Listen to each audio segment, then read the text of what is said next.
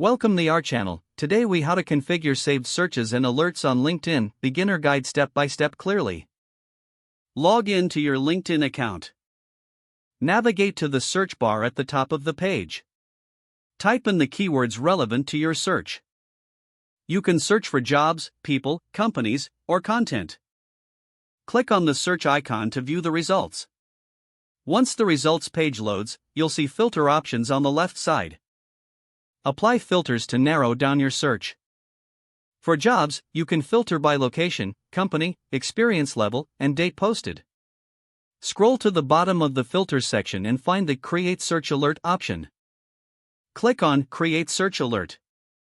A pop-up window will appear asking if you want to receive alerts via email. Select your preferred notification frequency, daily or weekly. Afterward, click on the Save button to finalize your alert. If you want to edit or delete an alert later, return to the search results. Click on Manage Alerts at the top of the filtered results. You can view all your saved searches in this section. From here, modify or remove alerts as needed.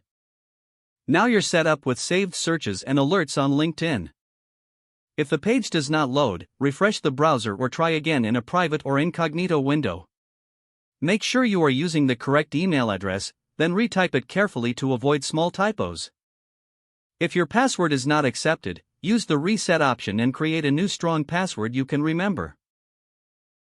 Check your spam folder for verification or security emails, then complete any requested confirmations. Enable two-factor authentication if available to improve account security and reduce unauthorized access risk.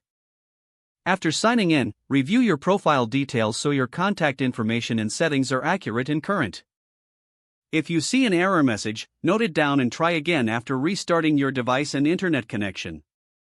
Log out when you finish, especially on shared devices, to keep your account and payment information secure. If the page does not load, refresh the browser or try again in a private or incognito window. Make sure you are using the correct email address, then retype it carefully to avoid small typos.